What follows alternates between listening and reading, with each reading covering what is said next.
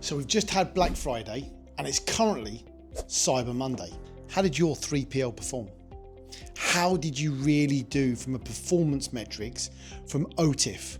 How many goods did your current 3PL actually deliver on time? What is the actual on time in full metric? Because they'll tell you it's 99.9%, but was it actually? Ask for your individual metric for your business. And the reason that's important is because you need to understand where your business performed with your customers. You need to work with your 3PL to get that information. You should be having monthly or quarterly business reviews with your 3PL to understand those metrics. But of course, what if they didn't perform? What if they didn't perform? What were the reasons? Here's the thing. Most businesses, from a 3PL's perspective, don't perform mainly because of one reason. And that one reason isn't always the 3PL's fault. And this is going to sound harsh, but the reality is this. Most 3PLs can only perform when they've got the right caliber and information coming to them. So for example, did you tell the 3PL that your forecast was to go from 100 orders a day to 5,000 a day?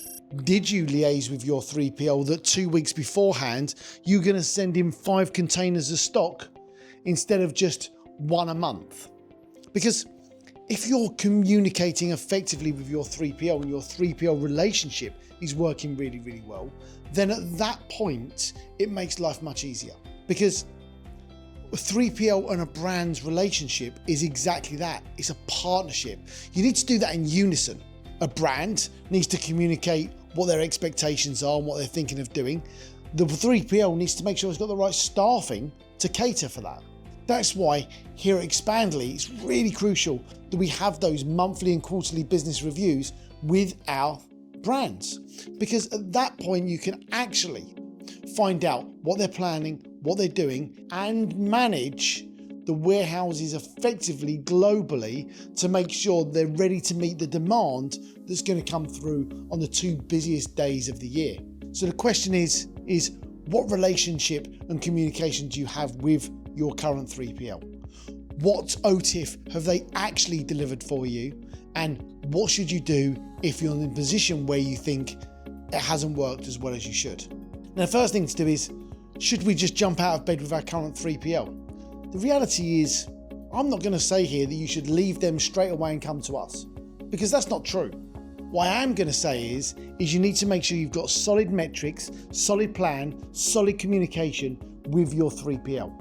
We have all of those things in place. Of course we do. You'd expect that from a professional 3PL and a professional operation. But if you're not happy and you do want to talk, you do want to make those differences, whatever you do, do not change in your busiest time of year. It will be a disaster.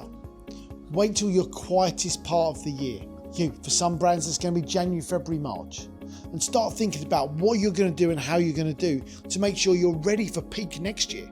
Because it's peak next year that you want to be ready for. You want to be starting to think, how do we create a solid relationship?